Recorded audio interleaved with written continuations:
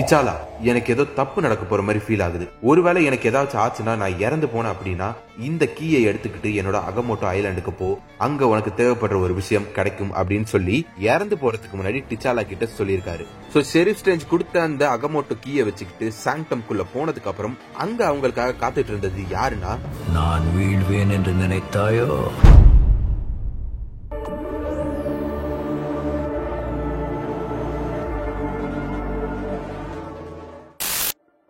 Doctor Strange Battleworld create ஆனதுக்கு அப்புறம் ஒருவேளை இந்த மாதிரி ஒரு சிச்சுவேஷன் வந்துச்சு அப்படின்னா, ஒருவேளை டூம் எல்லையை மீறி போனா அப்படின்னா, ஒருவேளை நான் இறந்து போனேன் அப்படின்னா, இந்த மாதிரி சொல்லி ஏகப்பட்ட அவுட்கம்ஸ்க்கு யோசிச்சு வச்சு எப்படி டூமை டிஃபீட் பண்ணணும்னு சொல்லிட்டு தன்னோட அகமோட்டோ ஐலாண்ட்ல இருக்க சாங்டம்குள்ள வரவங்களுக்கு ஹெல்ப் பண்ற விதமா தன்னோட ஆஸ்ட்ரல் ஃபார்மை செட் பண்ணி வச்சுட்டு போயிருக்காரு. அதாவது டாக்டர் ஸ்ட்ரேஞ்சோட ஒரு ஹாலோகிராம் மாதிரி ஒரு விஷயத்த தன்னோட மேஜிக் பவர்ஸை யூஸ் பண்ணி கிரியேட் பண்ணி வச்சுட்டு தான் போயிருக்காரு. பட் இங்க மேட்டர் என்னன்னா, இந்த டாக்டர் ஸ்ட்ரேஞ்சோட ஆஸ்ட்ரல் ஃபார்முக்கு டாக்டர் ஸ்ட்ரேஞ்சோட எல்லா மெமரிஸும் இருக்காது. டாக்டர் ஸ்ட்ரேஞ்ச் கொடுத்திருக்க ஆர்டர்ஸ் என்னன்னா, உள்ள வரவங்களுக்கு நீ ஒரு சில கேள்விகளை கேட்டுட்டு அவங்களுக்கு தேவைப்படுற ஒரு சில விஷயங்களை எடுத்து நீ கொடுக்கணும் அப்படின்றது தான் டாக்டர் ஸ்ட்ரேஞ்சோட ஒரு மோட்டிவ். சோ அதுக்கேத்த மாதிரி தான் இந்த ஒரு ஆஸ்ட்ரல் ஃபார்ம் அவர் வச்சுட்டு போயிருக்காரு. சோ இப்போ உள்ள வந்திருக்க டிச்சாலா அண்ட் நெமோருக்கு ஸ்ட்ரேஞ்சோட ஆஸ்ட்ரல் ஃபார்ம் ஹெல்ப் பண்ணணும் அப்படின்னா அவங்க கிட்ட ஒரு சில கேள்விகளை கேட்கணும்னு சொல்லி இருந்தால, சோ இப்போ டிச்சாலா அண்ட் நெமோர் கிட்ட இந்த அகமோட்டோ கீ உங்ககிட்ட எப்படி வந்துச்சு, நானே உங்ககிட்ட இதை கொடுத்தனா இல்லனா நீங்க என்ன கொன்னுட்டு இந்த கீயை எடுத்துட்டு வந்தீங்களா அப்படின்ற மாதிரி கேக்குது. அதுக்கு டிச்சாலா காட் டூம் டாக்டர் ஸ்ட்ரேஞ்ச கொல்றதுக்கு முன்னாடி இந்த கீயை என் கிட்ட கொடுத்தாரு அப்படின்னு சொல்ல, அதை எப்படி நான் நம்புறதுன்னு சொல்லி திரும்பவும் அந்த ஸ்ட்ரேஞ்சோட ஆஸ்ட்ரல் ஃபார்ம் கேட்க, டிச்சாலா, நேமோர், ஸ்ட்ரேஞ்ச் இவங்க எல்லாருமே இலுமினாட்டி அப்படின்ற ஒரு டீம்ல முன்னாடி இருந்ததா சொல்ல, அந்த ஸ்ட்ரேஞ்சோட ஆஸ்ட்ரல் ஃபார்ம் டிச்சாலா அண்ட் நேமோருக்கு ஹெல்ப் பண்ண ஒத்துக்குது. சோ பேசிக்கலி இந்த இலுமினாட்டி அப்படின்ற ஒரு வேர்டை தான் ஒரு பாஸ்வேர்ட் மாதிரி செட் பண்ணி வச்சிருக்காருன்னு நினைக்கிறேன் doctor strange. So doctor strange இந்த பேட்டில் வேர்ல்ட் கிரியேட் ஆகும்போது மொத்த மல்டிவர்ஸ்ல இருந்து ஒரு சில பவர்ஃபுல்லான வெப்பன்ஸ் அண்ட் கேஜெட்ஸ் கலெக்ட் பண்ணி வச்சிருக்காரு. சோ அந்த வெப்பன்ஸை அங்க வந்திருக்க டிச்சாலா அண்ட் நேமோருக்கு ஸ்ட்ரேஞ்சோட ஆஸ்ட்ரல் ஃபார்ம் எடுத்து கொடுத்து ஹெல்ப் பண்ணுது. சோ அந்த வெப்பன்ஸ் என்ன வெப்பன்ஸ் அப்படின்ற மாதிரி கேட்டீங்கன்னா, சீஜ் கரேஜியஸ் அப்படின்ற ஒரு கேஜெட் ஒரு வெப்பன் எப்படி வேணா எடுத்துக்கோங்க. சோ இதை வச்சு இவங்களால இந்த பேட்டில் வேர்ல்ட்ல எவ்வளவு ஃபாஸ்டா வேணா எந்த இடத்துக்கு வேணா ஒரு டோர் ஓபன் பண்ணி ஈஸியா டெலிபோர்ட் ஆகி போயிட முடியும். சோ அந்த சீஜ் கரேஜியஸ் கேஜெட்டை நேமோர் எடுத்துக்கிறாரு. அண்ட் டிச்சாலாக்கு கிடைக்கிற வெப்பன் என்னன்னா,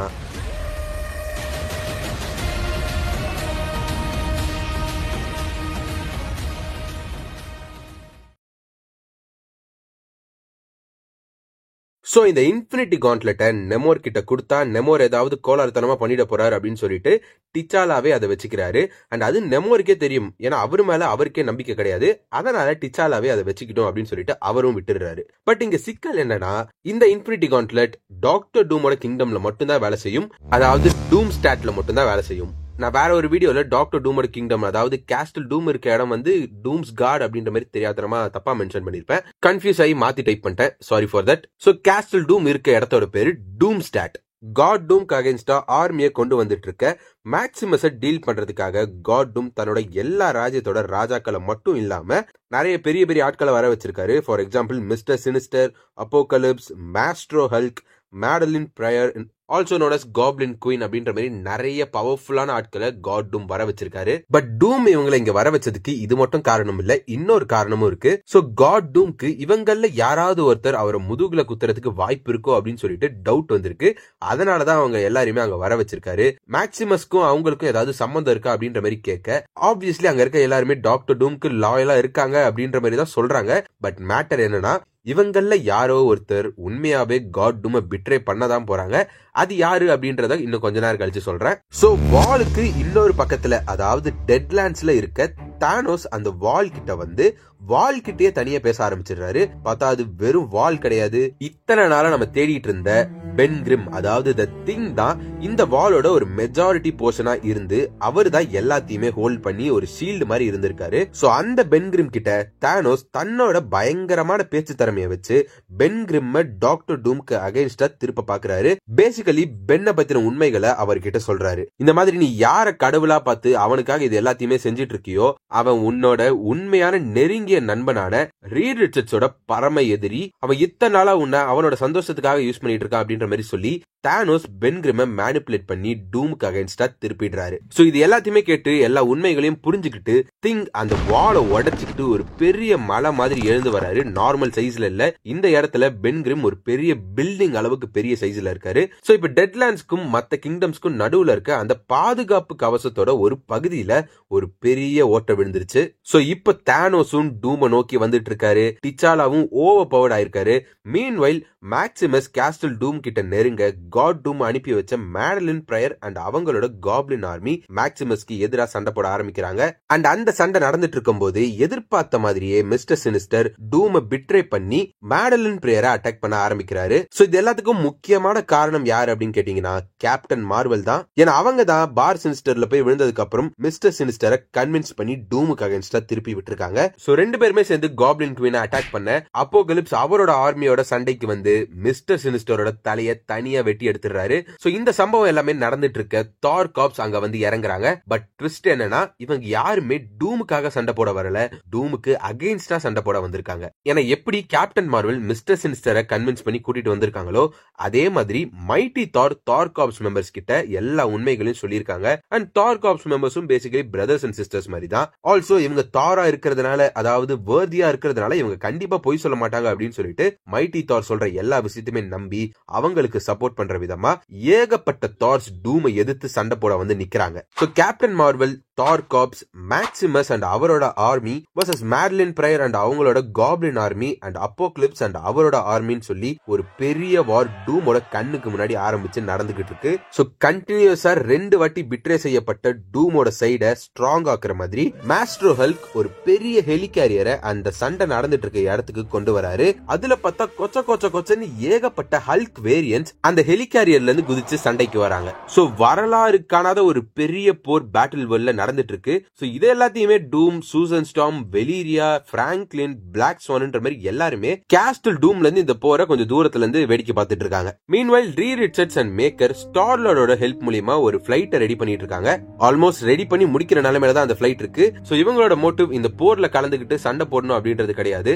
அந்த சோர்ஸ் இருக்க இடத்துக்கு, அதாவது மாலிக்யூல் மேன் இருக்க இடத்துக்கு எப்படியாச்சும் போகணும் அப்படின்றது தான் இவங்களோட plan. At the same time டிச்சாலா பக்கம் எல்லாமே பிளான் படி கரெக்டா போயிட்டு இருக்கா அப்படின்றத ரீட் ரிச்சர்ட்ஸ் கேட்டு தெரிஞ்சுக்கிறாரு. விச் மீன்ஸ் இவங்க என்னதான் எல்லாருமே தனித்தனியா ஸ்கேட்டர் ஆகி போய் விழுந்திருந்தாலும் எல்லாருமே கான்டாக்ட்ல தான் இருந்திருக்காங்க, எல்லாருமே டச்ல தான் இருந்திருக்காங்க அப்படின்றது தெரிய வருது.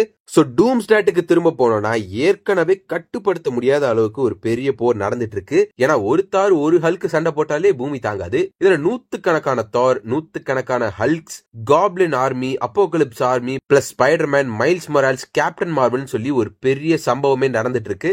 ஏன்னா ஸ்பைடர்மேனும் மைல்ஸ் மொரால்ஸும் அந்த சோர்ஸ் கண்டுபிடிக்க வந்திருப்பாங்கல்ல கேஸ்டல் டூமுக்கு. சோ அவங்களும் அந்த சண்டையில ஈடுபட்டு இருக்காங்க. இந்த கலவரம் பத்தாதுன்னு திங்கும் அந்த சண்டைக்கு வந்து சேர்றாரு. மாஸ்டர் ஹல்க் நின்னுட்டு இருக்க அந்த ஹெலிகாரியரை அடிச்சு துவம்சம் பண்ணிடுறாரு திங். சோ என்னடா இது, திங்கும் இப்ப டூமுக்கு அகைன்ஸ்டா வந்துட்டாரு, யார் அவர் தடுக்க போறாரு அப்படின்ற மாதிரி நினைக்கும் போது காட் டூம் கேலக்டஸை இறக்கி விடுறாரு. சோ இப்ப கேலக்டஸும் திங்கும் அடிச்சுக்கிறாங்க. ரெண்டு பேருமே ஈக்குவல் ஹைட்ஸ்ல தான் இருக்காங்க இப்போ. சோ இவங்க ரெண்டு பேரும் சண்டை போட்டுட்டு இருக்கும்போது திங் கேலக்டஸ் தானா செயல்படல, யாரோ கேலக்டஸ கண்ட்ரோல் பண்றாங்க அப்படின்ற விஷயத்தை கண்டுபிடிக்கிறாரு. அது வேற யாரும் இல்ல, கேலக்டஸை இவ்வளவு நேரம் கண்ட்ரோல் பண்ணி திங் கூட சண்டை போட்டுட்டு இருந்தது பிராங்க்லின், அதாவது ரீட் ரிச்சர்ட்ஸோட பையனான பிராங்க்லின் ரிச்சர்ட்ஸ் தான். பட் இப்போ விக்டர் வான் டூமோட ஸ்பெல்னால டூமோட பையனா இருக்காரு. சோ பிராங்க்லினை பார்த்த உடனே பென்கிரிம் கேலக்டஸ் கூட சண்டை போட தயங்குறாரு. பிகாஸ் அவன் ஒரு சின்ன பையன் பிளஸ் சூசனோட பையன் அப்படின்றது வந்து பென்னுக்கு தெரியும். பட் பிராங்க்லினை பொறுத்த வரைக்கும் பாஸ்ட பத்தி எதுவுமே தெரியாது. சோ அதனால எதை பத்தியுமே கவலைப்படாம ஒரே பஞ்ச்ல திங்க முடிச்சு விட்டுறாரு Franklin with the help of Galactus. Franklin அவ்வளவு பவர்ஃபுல்லாடா, அவ்வளவு பெரிய ஆளாடா, சின்ன பையன் தானே அப்படின்ற மாதிரி கேட்டீங்கன்னா இதை விட இன்னும் பவர்ஃபுல்லான ஆள் தான் பிராங்க்லின். சோ அகைன் காட் டூமோட கை ஓங்க தானோஸ் டெட்லாண்ட்ஸ்ல இருந்து அனைலேஷன் ஆர்மியை கூட்டிட்டு சம்பவம் இடத்துக்கு வந்துடுறாரு. சோ ஆல்மோஸ்ட் இந்த கதை முழுக்க நம்ம என்னென்ன கேரக்டர்ஸ் எல்லாம் பார்த்தோமோ அவங்க எல்லாருமே ஆல்மோஸ்ட் அந்த பேட்டில் ஃபீல்டுக்கு வந்துட்டாங்க. எல்லாருமே இந்த போர்ல போய் ஈடுபட்டிருக்காங்க எக்ஸப்ட் அந்த 2 பேர், பிளாக் பேந்தர் அண்ட் நெமோர். சோ இப்ப பிளாக் பேந்தர் அண்ட் நெமோர் அந்த சீஜ் கரேஜியஸ் கேட்ஜெட்டை வச்சு டெட்லாண்ட்ஸ்க்கு டெலிபோர்ட் ஆகி போயிருக்காங்க. சோ பிளாக் பேந்தர் இப்ப அங்க இருக்க அந்த மார்வல் ஜாம்பிஸ் மொத்தத்தையும் அப்படியே ஒரு ஆர்மியா கன்வெர்ட் பண்ண பாத்துக்கிட்டு இருக்காரு. சர்ப்ரைசிங்லி அந்த மார்வல் ஜாம்பிஸ் எல்லாத்துக்குமே நெமோர் அண்ட் டிச்சாலா என்ன பேசுறாங்க அப்படின்றது புரியுது. சோ எய்தர் என்னோட ஆர்மியில சேர்ந்து எங்களுக்காக சண்டை போடுறீங்களா, இல்லனா இதே இடத்துல எல்லாரும் சாக போறீங்களா அப்படின்ற மாதிரி 2 ஆப்ஷன் கொடுத்து அந்த மொத்த மார்வல் ஜாம்பிஸ் லைக் எவ்வளவு பேர் இருக்காங்கன்னு சொல்லி சத்தியமா என்ன கூட முடியாது, அந்த அளவுக்கு எல்லாரையுமே சேர்த்து ஒரு பெரிய ஆர்மியா கிரியேட் பண்ணி இப்ப டூமுக்கு அகைன்ஸ்டா போகிறதுக்காக ரெடி ஆயிருக்காங்க.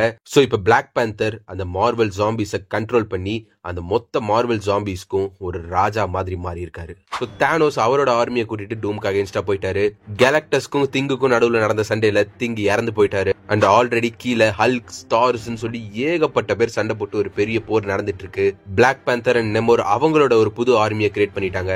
Spiderman, Miles Morales, captain Marvel சொல்லி எல்லாருமே அவங்களால முடிஞ்சதை ட்ரை பண்ணிட்டு இருக்காங்க.